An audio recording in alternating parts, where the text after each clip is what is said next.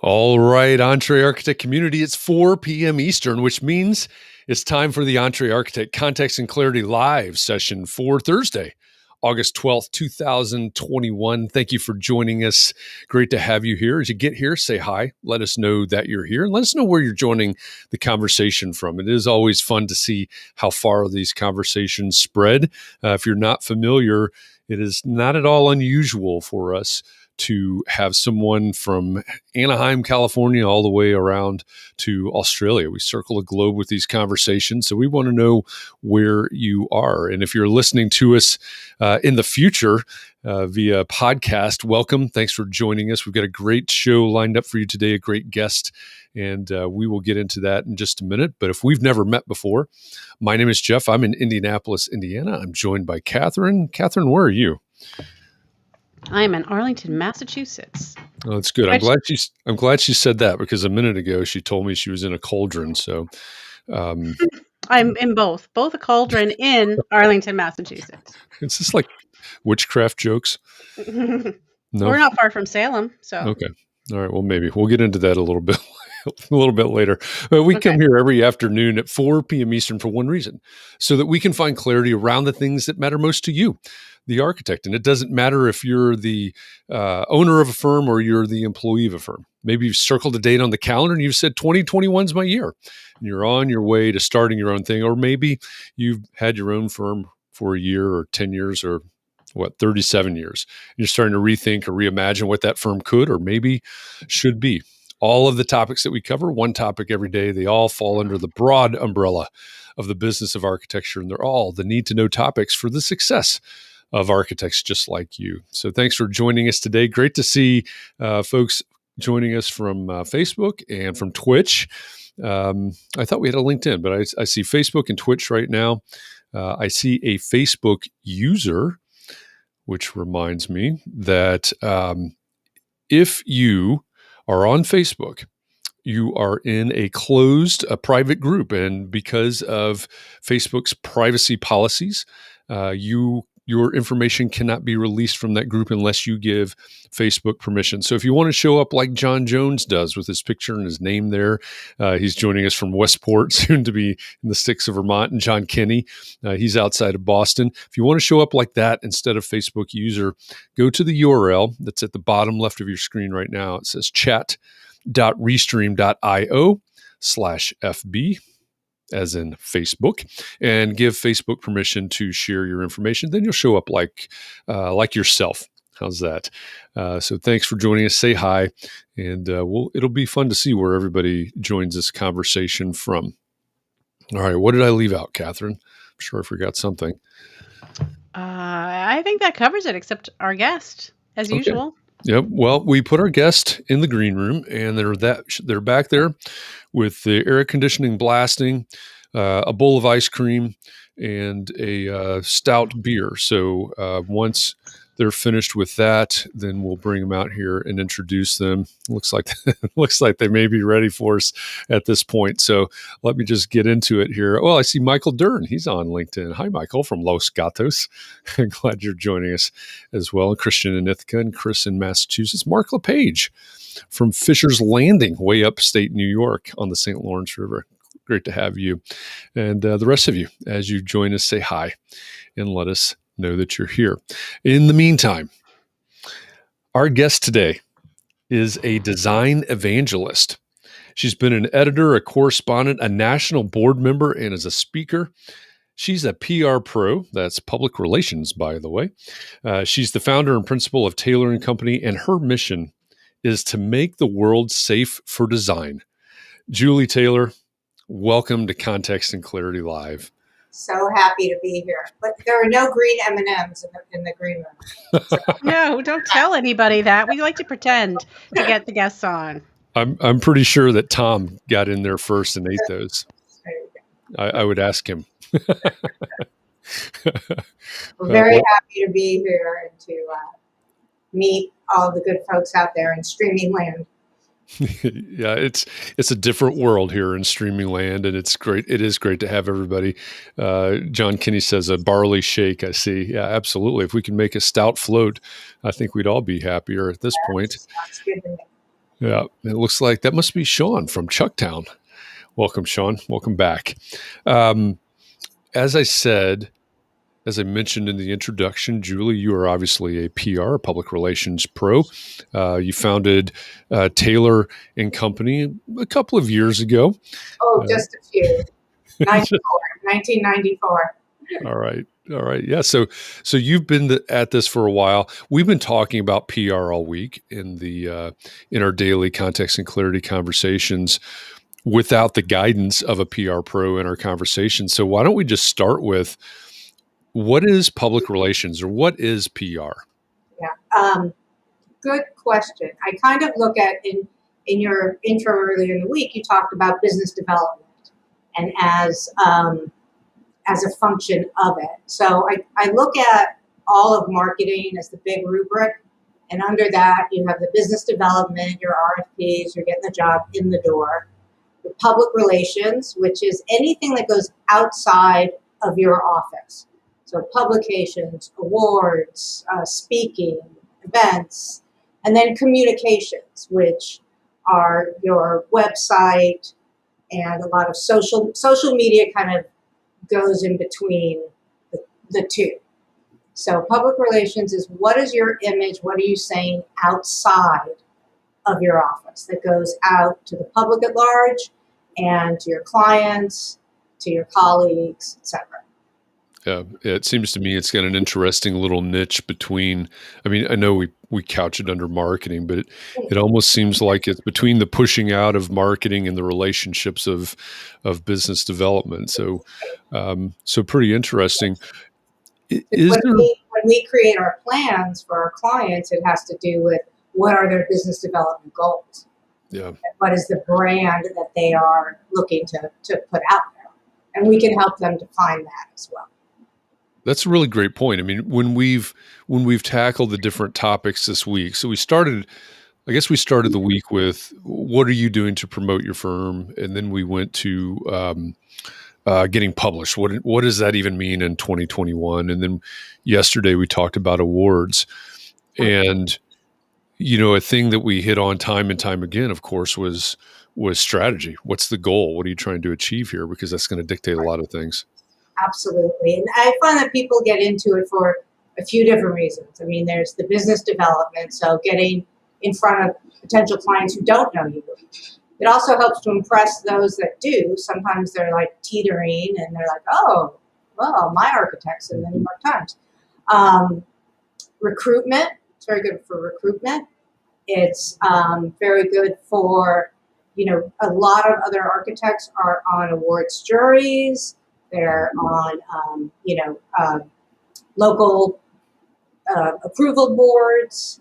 And we just got a client who he applied for AIA fellowship, and they returned his application, and they said, you don't have enough press, you don't have enough publications and national awards. So that's our focus. And then some people just feel like it's about time I just get some recognition. They want the warm and fuzzies, huh? Yeah. No, that makes sense. Is there a big difference between PR for an architecture firm, let's say, and I don't know, Ford Motor Company? I'm sure there is in some ways. I've never done anything for Ford Motor Company, although my client in Detroit has done some work on one of their offices. But the difference, I think, with architecture is the product, so to speak, is not off an assembly line. It's a one-off, right? And so you're doing the PR on a project that exists toward the next project, right? So Ford, they're just going to be selling, and they could just sell you that product and be done. We all know how long architecture takes. Mm-hmm. And what a good business practice it is to keep that one client even when you're done for repeat work and added services like that. So it really has more of a relationship aspect to it. Yeah, that is interesting. I mean, to me, that would be a pretty big difference, right? It's maybe it is more relationship based as a goal than of course, Ford's going to roll out that ridiculous new whatever they're calling that Mustang thing, or whatever products they've got, new model that's coming out, but not so much relationship, I guess. And real difference in budgets. Well, Real difference. that's a really good point. Right. Yeah. I might, if I did stuff for Ford, I might get a Mustang. I'm not getting a house. It just isn't. That's a good point. You're not getting into those side benefits, right? And, and I think, especially because this audience is presumably mainly small firm architecture firms, although since we have the simulcast that's going out to a number of channels, we may be getting some larger firms in and others as well. But if we focus on the small firms, you and I both know that there are plenty of these firms that probably don't have a dedicated marketing budget, let alone a line item for PR. Is it possible? This question actually came up this morning on Clubhouse. Is it possible for the community or our friends to help us with our PR? Does that make sense? If you're an architect and you've got a project or something you're working on, is it possible for your friends to play a part in that? Well, I would say your clients can, depending on the type of project. And that is one thing. If you're working for a developer or a company, an organization, as opposed to a single family, often they will be doing some PR. And often, if you assume that they're going to include you, you will be incorrect most of the time. So it's something you do need to be a little proactive on and to coordinate with their people. Likewise, if you're doing a new restaurant will have their PR, a new hotel will have their PR. But again, how many restaurant reviews do you read where they talk about the ambiance like halfway through and, gee, I guess it just happened. They don't mention who actually designed it and made all of those choices. So you do have to be proactive in doing that. So does that mean that you've got a relationship with your client, and I guess this is, what I'm thinking is sort of the DIY version for the small firm that hasn't hired you or a PR firm to help them. So then, do we need to reach out to the client's communications person or PR person, or is it how do we approach that conversation? Yeah, just to kind of see what they're doing. I mean, Okay. that would be the best way to do that. One of the things that, obviously myriad other things that they can do. Sure, yeah. One of the things that we've talked about some this week has been awards. We've touched on photography some, and I'm number 2. all right. What's so important about the photography? Oh gosh. Well, at the end of the day, it's all you have. So I really encourage people to look at it as an investment and not an expense, because it's really all you've got at the end of the day. And it's got to be good. It's got to be professional. And so it is an investment. So maybe not every single project you go to, an A-list photographer. You can, if there's an art school in your area, if there's a photographer, photo students, they need to build their portfolio. It's not going to be necessarily, Tom Bonner, quality, but you can get some good stuff on it. And so you're going to need it for your social media, your proposals, your website, any publication, you are going to need it. Some publications, mostly the shelter magazines, the ones that do single family that are on the newsstand, if you can find a newsstand. Traditionally, they've done their own photography, which you usually don't even get access to after. However, budgets and pages getting fewer, many of them are taking supplied photography. It's good to You know. can also partner with your client, with your contractor, lighting designer, landscape, and partner, see who on the team wants in on the photographs.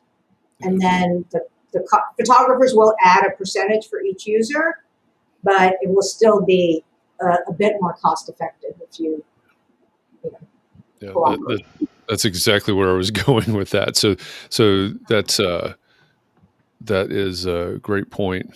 What do we got here, Katharine? Well, I had Chris's question up there, which we can get back to, but I thought this was relevant to Christian has a question about what about those of us who do not have, they have non-photographable stuff. Like he provides a service to architects, so any kind of PR that he would do isn't going to be photographable. What's the service? He does For instance, kind of like quality control on people's drawings. So he will look at CDs, for example, and point out places that there's information missing and that sort of thing. So if you were going to get PR, how if you were going to invest in that, what would that look like?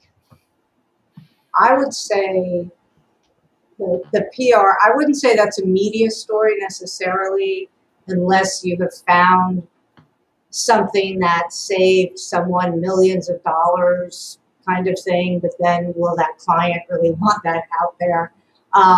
But that's where your marketing communications come in. And that is really something that there are some things that may happen within your firm that are big for you, like a 20th anniversary. That's great. The media doesn't care. 150, not bad, but it's a huge benchmark for you. And that's where your marketing communications would come in more, where you would do, an e-blast or a newsletter or, going out to your clients. So I think for that type of service, it's more that the kind of marketing communications and honing your message on the services that you do, but always leading with the benefits. What's the result?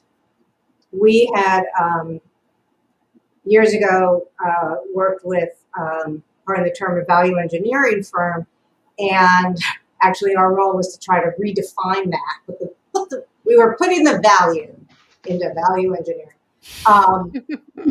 And we looked at their website and it just described the project. I said, so what was your solution? That's what anybody wants to know. So what are the results? What are the things that you solve, that problem that you solve for your clients? Yep. They get that message beat into them. I talk about that a lot.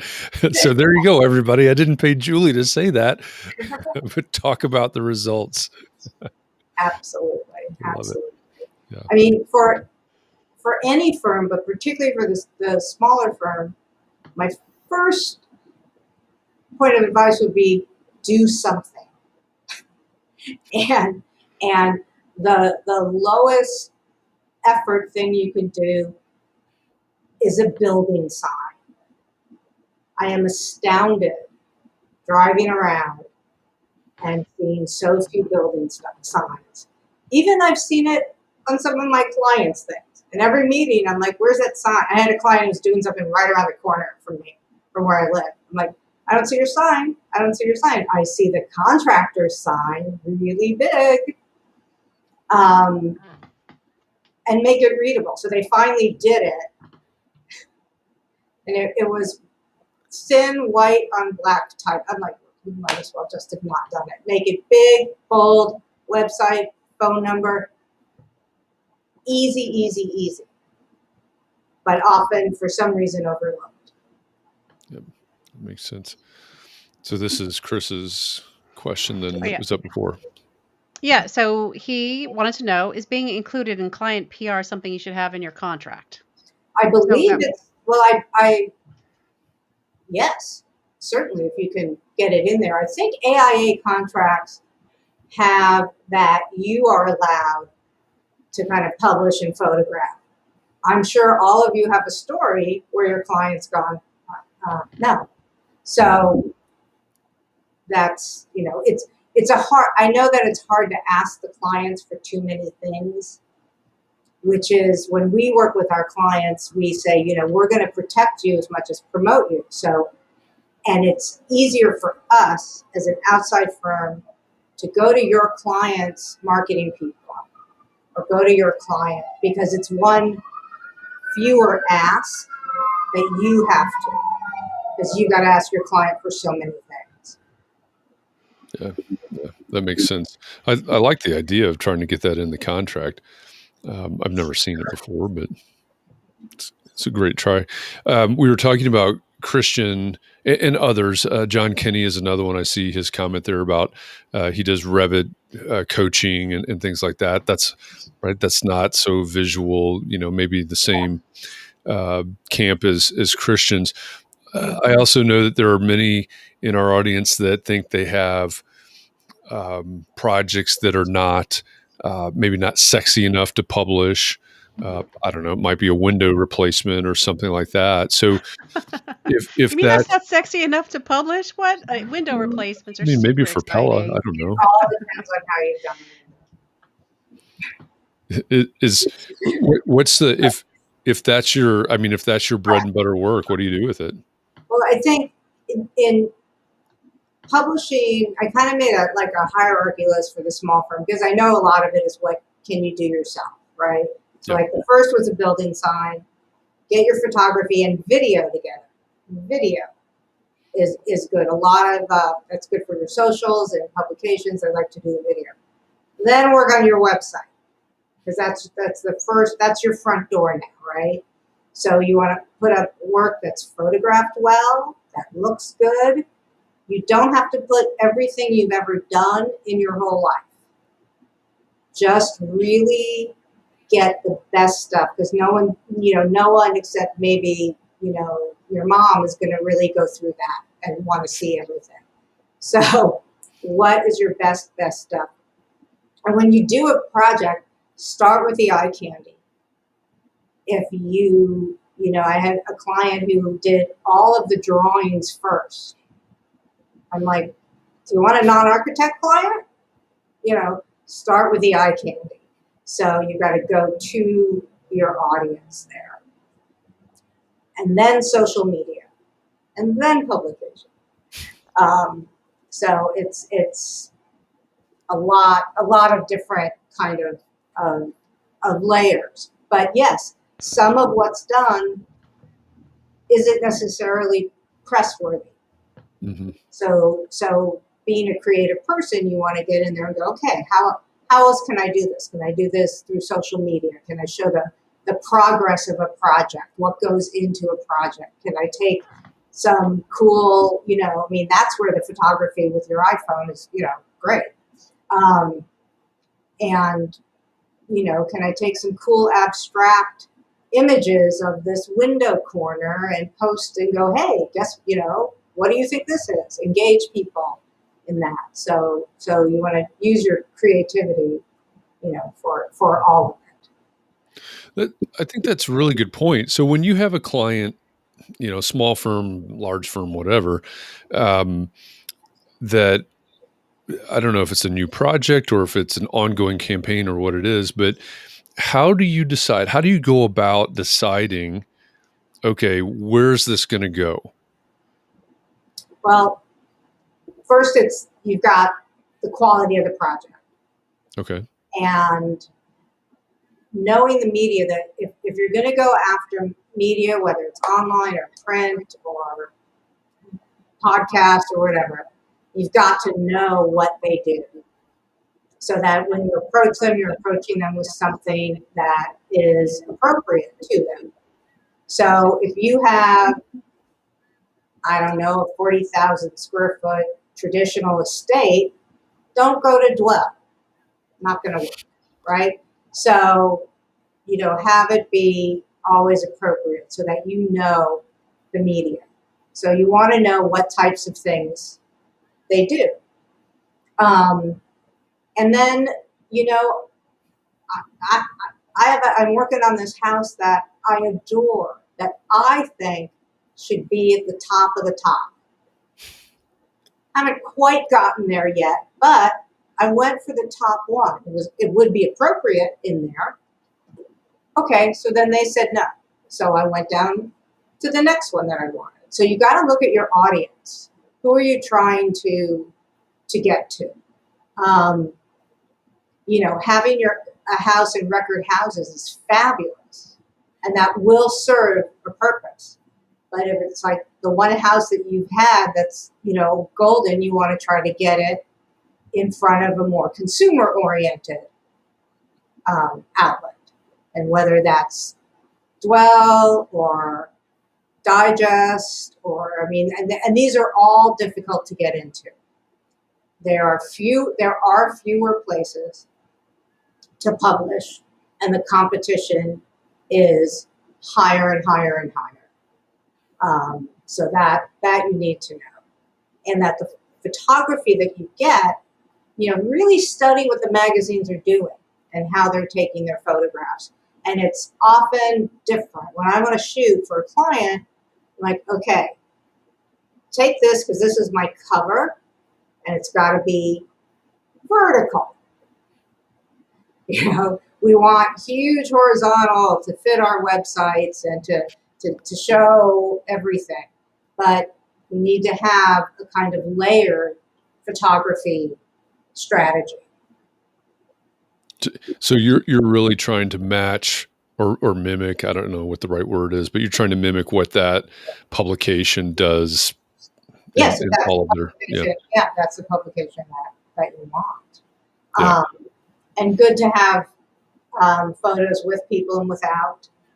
You know, that's easy enough to do. Like run in there, run out. You know, that's great. If there's a dog, that's always, I love that. Just don't have any publications lying around, you know, because you don't want to go to Dwell and have a big architectural digest on the table. That gets filed under faux pas, I guess. And then also for many things, you do. There are two things that happen in the publication industry that I would change tomorrow, but I'm not in control of all that yet. So one is exclusivity. A lot of them want to be the first ones. So you really have to go, okay. I mean, we got a house in the New York Times, and so we can't get it into any other first run, you know, publications or national publications because it was already published. Oh gosh, in the New York Times. Well, that's worth it, you know. So what are the things that are kind of, you know, worth it to you? We're talking a lot about publications as in what we would traditionally think of as publications. You know, here we are, of course, in 2021, and a lot has changed in the media landscape, probably in the last 5 months, let alone the last 5 years or 15 years. But are publications, traditional publications, still a big focus, or do we look at other online and so on? You kind of look at everything. The thing about print, I think, in an older client base, print still matters. Okay. If your client base are, you know, tech billionaires, then no, not so much. The great thing about being in print is that you're going to be online. And the print online thing doesn't really make sense because really a finite number of people are seeing the print. I mean, a good number, but still finite, as opposed to infinite and forever that's online. Yeah. Some people have a preference one way or the other. Some don't care. And a lot of publications will go, we don't have room for this in print. We'll do a story online. Great. You know, it's more shareable. A lot more people will see it. It'll be, you know, it'll be living up there forever. and you still have the imprimatur of that publication. So, is there some sort of stigma still attached? Oh, well, you didn't make it in the print version, but no, that's gone. No, I don't think so. So many, people just live online now, and there are a lot of just online only places that, like a Dezeen or Design Boom. We consider those primary sources, just as we would, Dwell or whatever. We do try to exhaust as much in print. Can we get this in print before spreading it all around online? Because the print people think then everybody has seen it. So it's kind of finessing it. Yeah, gets back to the exclusivity piece of it. Yeah. So you said you don't control that yet. Are you going to control that in the future? We shall see. I don't know. If you're listening to the podcast version of this, I actually see the wheels turning right now. So, well, I used to be in publication. I used to be an editor. So, so I went to the other side. I've got a feeling Julie's got an announcement coming at some point. Yeah. So, are most of your clients focused on attracting and finding clients, or do they have other goals? Clients primarily, but definitely, the other goal of being out there, because we're such a media saturated world now, you're conspicuous by your absence. We have our largest client. They do, primarily institutional work. They don't expect to have someone pick up the phone necessarily, but it keeps them out there. They're out there, they're in the running, they're in the mix, so that they are part of, lists of top healthcare architects, top whatever. So they're always out there. Yeah, and that's, so they're positioning themselves. So it's a cumulative process. There have been wonderful kind of kismet, where you were talking about magic earlier, where a project will get shown somewhere, someone who absolutely loves it and has a need for it at that moment will contact that person. I love that. That's great. Someone might bookmark it and call a few years later when they have their funding. So it is a kind of, there's definitely a cumulative kind of process too. Yeah, that makes a lot of sense to me. It reminds me, we were talking when we were talking about publication or getting published the other day. One question was, does being on someone's podcast count as being published anymore? Right? It's an interview that it's different. It's broadcast. Broadcast. It's broadcast just like. It's radio, it's TV. Right now, sound and picture are coming out of a screen type object. That's exactly how I would, describe television. Right. Well, my kids watch TV this way. Yeah, podcast is voice coming out of some electronic box. Yeah. Sounds like a radio. So yeah, we consider that broadcast. And for those of you that aren't familiar with what a radio is, I'm showing it, man. I'm showing it. We're all in the same camp here. Transistor. Yep. AM, FM, 9 volt. Google it. Oh, yeah. One question that came up this morning when we were having our coffee talk on Clubhouse that I love the way it was phrased was, how do we attract, let's see, I've got to remember, how do we attract clients rather than fans? I thought that's interesting. Yeah. They've got to be fans first. Okay. And you don't know at that moment whether they will convert into that. And that's where your marketing, personality, talent, all of that, comes in.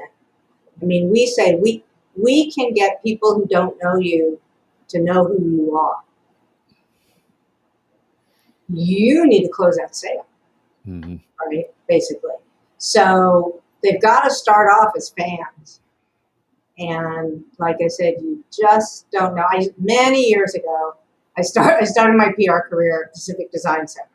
So, showrooms are very expensive furnishings.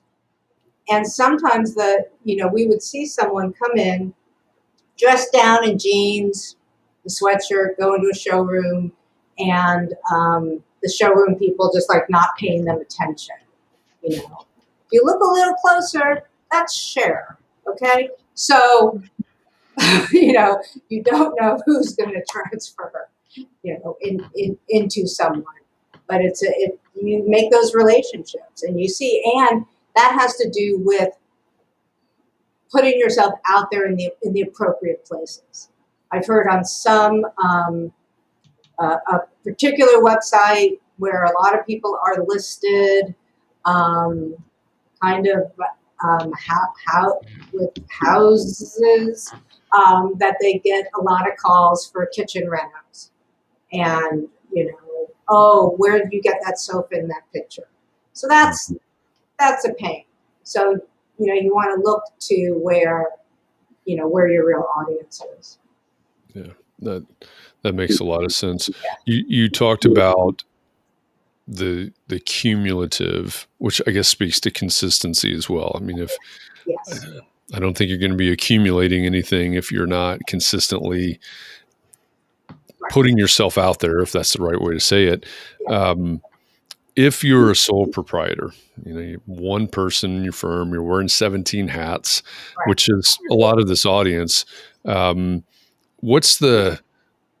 can they be doing day by day or week by week to build some consistency? The one that don't try to do too much. Okay. So I would say don't have launch 8,000 social media channels and I'm going to do a monthly, go, hi, I'm doing a monthly newsletter, and then only do one. That's the worst. So figure out what is really in your capability, time and effort wise. And I think for us, I think social media in this way is your best bet. And again, if you're just starting, take a look at one platform. And if you're only going to do one, do Instagram. It's visual, a lot of visual and a little text. Facebook would be the next, and LinkedIn. And you want to, again, figure out, okay, how much can I do? You set up your profile, posting twice a week is, to start is really good. You want to post images. You could do an image gallery of a few images, single post, videos, the Instagram stories, and have it be a mix of, your projects, renderings, projects in process, construction, announcement of an award. If you go to an event, if we ever have events again, pictures with people. So that there's a lot of content there to put up there. And then you need to build, obviously, your following. So, which means you need to follow people. So you want to follow the organizations that are meaningful to you and to your client, the people within those organizations, your clients, your your affiliates, the landscape architects, the lighting designers, the engineers, and your colleagues, your competition. You want to see what they're doing. Your alma mater, your professors, magazines, websites, writers that you like. Just really far and wide, because the more people you follow, then they start looking at you and following. If you're doing design awards, because I know you mentioned that, and they list the judges, the jury, go follow those people on that jury.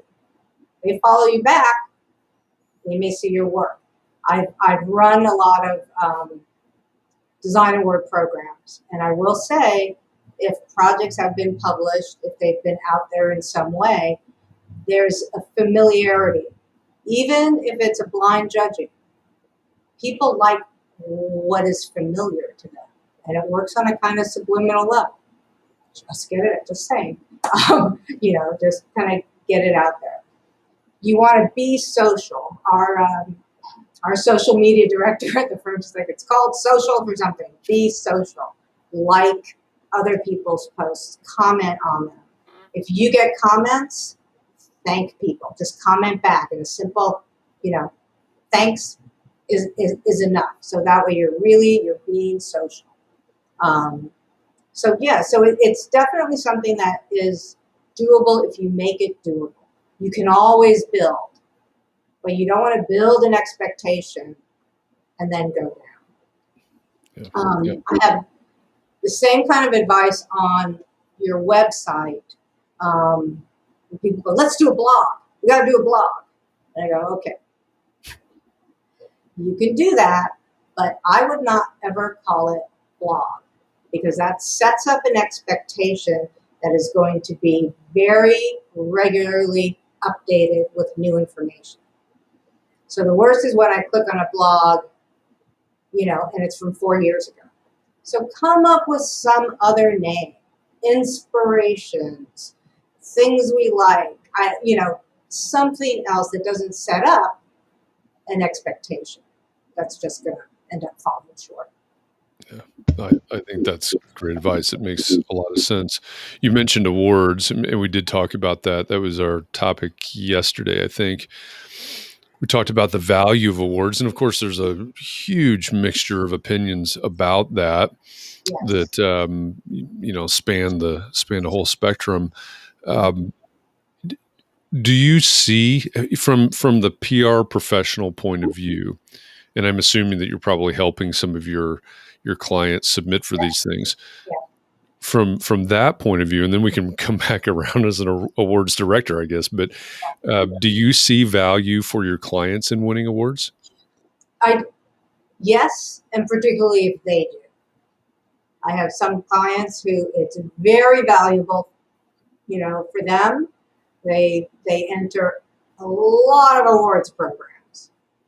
I think for the smaller firm, get your budget, because they can get costly. The ones that I prefer are ones that are put out by a reputable organization and publications. So those you've got your AIA, you've got a lot of your depending on your typology area. There's specific healthcare awards, specific restaurant awards, specific hotel awards. Those are the ones that are going to get you more in front of potential clients. Some of the more valuable publications and websites are not the ones that are ever at the newsstand. They're these smaller but more concentrated circulation, really not necessarily sexy publications, such as Healthcare Design Magazine or RD&D, Restaurant Design and Development. So those are the verticals that are going more to decision makers. So it's like a secret underbelly of trade publications, but I'm sure a lot of you do get them and get their newsletters and like that. So awards, it also depends on who is seeing them. There's the Industrial Designer Society of America, IDSA, has an awards program. Most of it is their kind of product. But there's an environments category. And that's one that I really recommend because it's a different kind of audience that's going to see it. It's industrial designers, it's manufacturers, it's, all these people need space. So looking at something that's maybe a little off, but do beware because there are some prizes and stuff that are, sometimes they'll go, oh, you won a something that you never even knew or thought that you applied for, but you've got to pay to get the certificates, all that's bogus stuff. And to me, an organization that only does the awards, I don't know, it can be a little suspect. So be judicious. Yeah. Well, and that's a good point. You came all the way back to the strategy, right? Yeah, exactly. Who are we getting this in front of? The thing that you want to do is leverage that award once you win it. Once you win the plaques on the wall, it doesn't end there. You post it on your socials. You put it on your news, on your website. You do an e-blast to your, to your clients. We do news releases when the projects go out. And guess what? Those get picked up. And even though the awarding body might also do a release, they're going to send it out with the 5 to 12 to 25, 50 other winners. You do something your own, when it gets published, it sounds like you're the only one who ever won that project, won a project award ever in the world. So it's, behooves you to get out there and be a little bit more proactive, in the channels that you can. When you're sending out the press releases, I remember when we faxed those things. Folding. You used to have a folding machine. There you go. Again, just Google it. When you're sending those out now, are you using one of the services where you post it, or are you sending those out to individual journalists, or how are you doing that? There's all, just like you've got all your architecture tools, we have all of our PR tools where we've got a huge database and a system through which they get email. Some people will just click architecture and send to everything that's in there. We don't do that.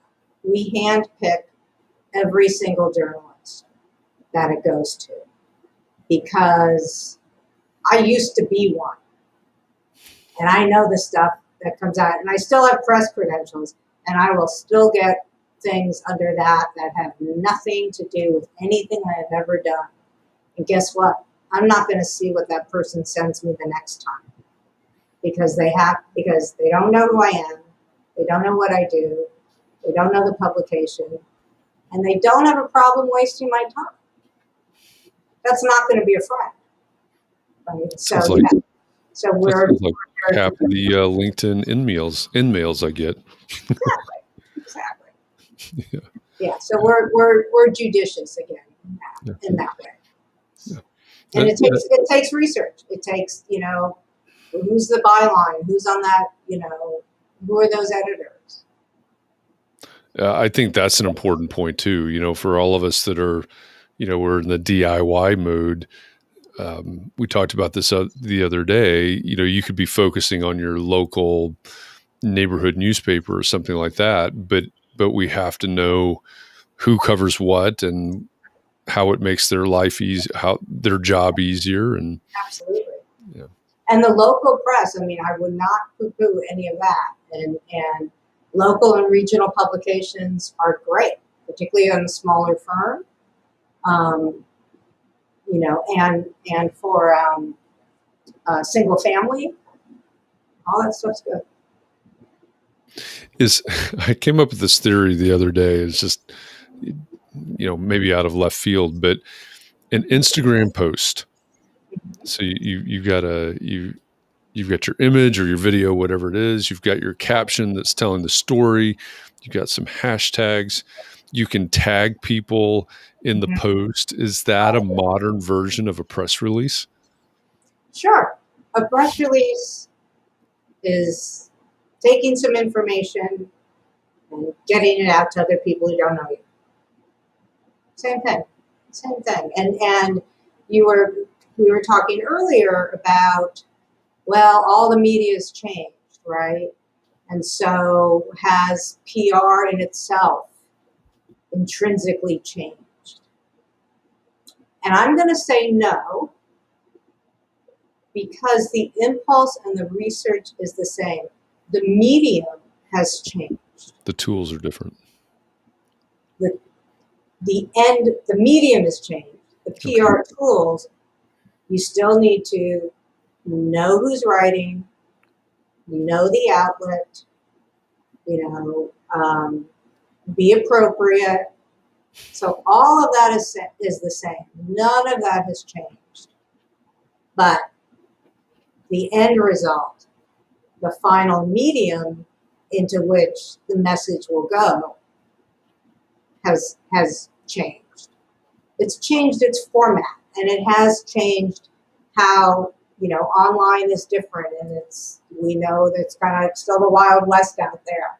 And there's a lot of user-generated material. That's what your website is. You generated that. That's what social media is. You are generating that. The thing about earned media, which is what we call, being on a third party, is that a third party respected by a certain audience has deemed your work worthy. So it's an added layer of acceptance and reference. So you're getting into the idea of influence, right? Is this, if it's curbed or whatever, the first one that came to my mind does that influence your whoever it is you're trying to reach, I guess? If you're when you're trying to when you're getting something out there, maybe you're trying to get published, reputable, not reputable, is somebody like, just as an example, if we get it to curbed, right. They're online only, right? Yeah. If we get them to curbed, are they influencing the people that we're trying to reach? Is that being consumed, I guess, by the people we're trying to reach? That's Absolutely. the big question. That's always the question. Yeah. You have to go, okay, it's real estate. It's unfortunately curbed has really, since they were bought by the parent company, New York Magazine, and it's now been subsumed into New York Magazine, and I think part of it goes behind a paywall now, and it's so New York centric. They do have some kind of guest articles in other places, but they have closed down all of those local offices, which was really a shame. A site called Urbanize, which was only LA, very smart, has taken up the mantle and has opened up now in many cities. So that's definitely a place to check. Good to know. That's good to know. So it seems like, even like you said, the medium has changed, the end has changed, but it seems like even the strategy is very similar. The goals are very similar. Yeah. Yes. And one of the differences with social media is you are kind of going in a lot of ways directly to, it's user generated, hitting your end user, right? Going to your clients more directly. Mm-hmm. But it's also really good for other media, because media professionals are looking at, well, what is trending? What are people liking? What are the things that are out there? Which is why I recommend following those writers and reporters who cover what it is that you do. When we're talking about getting in front of potential clients, I guess, I think there's this strange little vortex, right? Where I'm sure there are some in our audience today that are thinking, especially back when we were talking about what's in the AIA contract, photography, right to photograph, et cetera, in the AIA contract. What happens? And I know that there are clients that want to be published. Hey, I want a X project, whatever it is. I want something that's going to win an award. Maybe I want something that'll get published. But you've also got plenty of clients that that don't want to have their house shown or whatever the case is. What do you do about situations like that? Is it just a negotiation, or is there anything that you? It's a lot of negotiation with the client. When someone comes to me with a single family, there are so many, depending on what the owners will do and will allow, depends on where it can go. Will they allow it to be rephotographed? Will they be named? Will they be interviewed but not named? Will they be photographed, interviewed, and named? What about the budget? Will they say what the budget is? So all those different things depend on where it could be published. But the least that you want is to get images for your portfolio and request that you can put them on your website and social media. Now they may go, okay, website's okay, social's not okay. I mean, it's your client, it's their house, right? So you have to, if you want to maintain that relationship, you do have to abide by that. Anything more than that is for when you do a show with an attorney. So that's out of my. But I do know that there are certain things that you do need to request. There are some publications that will not publish a project unless they have a sign-off directly from the owners, whether the owners are interviewed or named or not, because that covers their liability. That doesn't surprise me. Makes sense, actually. Yeah. So when we're approaching that, I know we're getting into contract negotiation and things like that. Is it best to have that conversation at the beginning of the project? Oh, I believe so. I absolutely believe so. Because unfortunately, we know that some projects don't end on the happiest note all the time. And the client can still go, oh yeah, I said that before, now I'm saying no, because it's their house. They can change the locks. Hopefully make it look like you wanted it to look like. So yeah, the more upfront, the better. And you will have some clients who I want this in Arc Digest. It may or may not be an Arc Digest house, but we've had it, particularly with Hollywood clients, where it was so frustrating because we could have gotten this house up and down. So many people wanted it, and they kept dinging. They kept going, no, we don't want it there. We want it here. And it's like, this is so much better. And then dragging their feet, and then we just, and they wouldn't say a budget, even make one up. And it was, not that they made the kind of movies I liked anyway, but I will never go to any other movies anymore. The residual effect. So frustrating. Oh, that's great. Well, I know we're at the top of the hour here already, amazingly. So why don't we just wrap it up with this? I mean, we've covered a lot of ground and a lot of great advice here.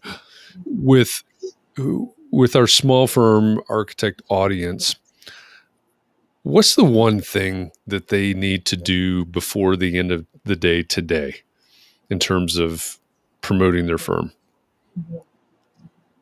Get your signs printed. That's good advice. And look and see if you can do, a couple hours a week timed in your calendar to look at social media and see what you can do with it. Put it in your calendar. My coach says if it's not in your calendar, it's not in existence. Yeah. I think I gave that exact advice earlier today. I think that's really good advice. Very good. Very good. Yeah. And, get educated. What I wanted to say at the beginning is bravo to all of you taking the time to work with Jeff and Katharine, taking the time to put attention to this in just to begin with, and recognizing that you are in a business. My father always said to me, if you want to be in the business, be in the business.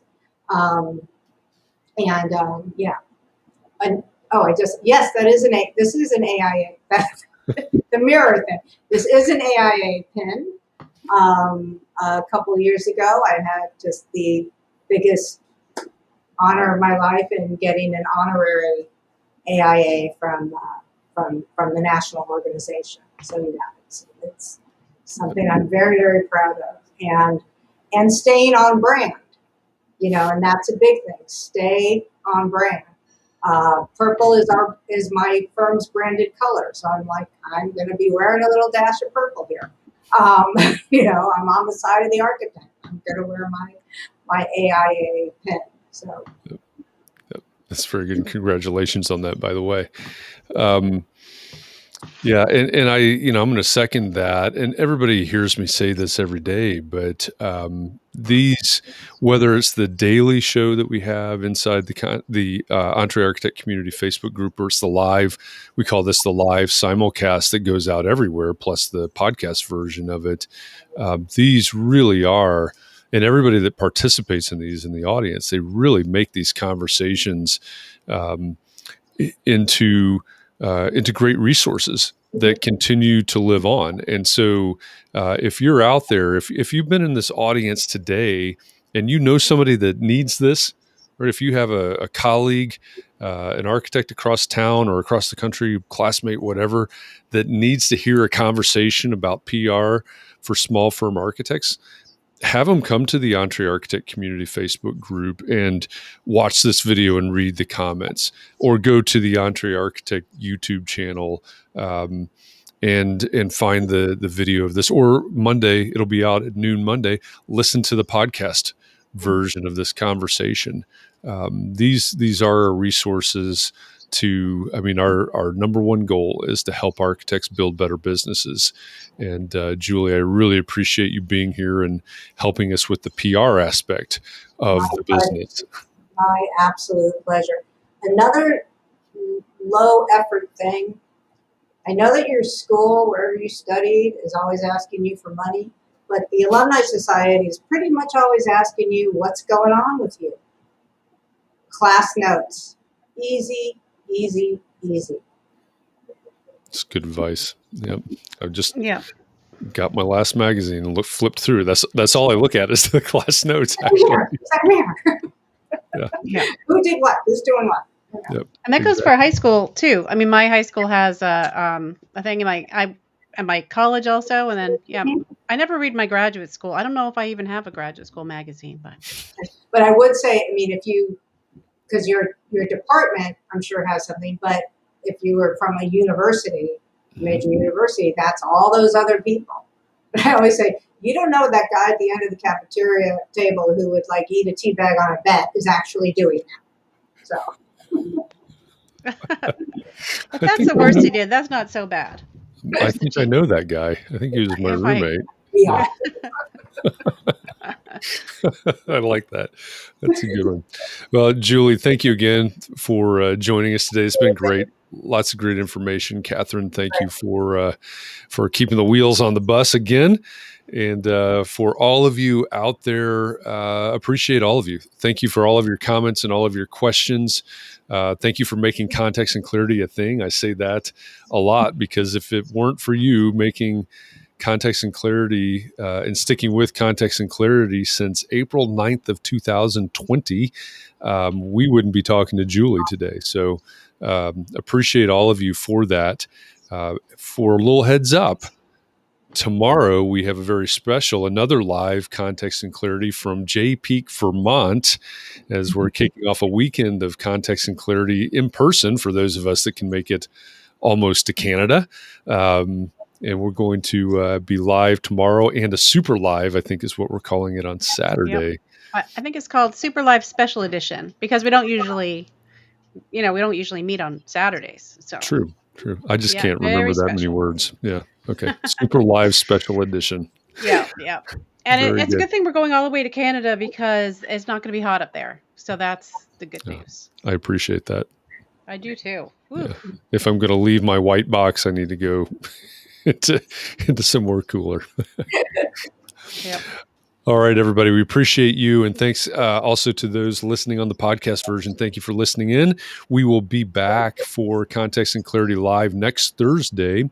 And our special guest next Thursday will be Eric Reinhold of 30 by 40 Design Workshop. He and his childhood friend Jason have a new podcast called Two Sides of Fi. They're very into this idea of FIRE. And that's an acronym, not like flames, but FIRE is financially independent, retire early. So all week next week, we will talk about money mindsets and your relationship with money and finances. So it's going to be an interesting week. Yeah, FIRE. We're not going to burn down the house. We're going to figure out. I might sit in. I like that very much. What if you're already too old to be retiring early? I mean, what if... Is it a thing for everybody? I think it's a thing for everybody. When's early? I'll have to ask them next week. You know what? That is actually the number one question in my mind is what is early? So, all right, we can ask them that. Yep. All right. With that, everybody, again, thank you. Thanks for being here. Thanks for all of your questions and comments. Please take care of yourself today, tonight, this evening. Be well, be safe. Encourage those around you, please, to take care of themselves and find a little bit of time to breathe a little bit and rejuvenate overnight, because we're going to do this again tomorrow in a very special way. So we'll see you then. Thanks, everybody. Great. Thanks, everyone.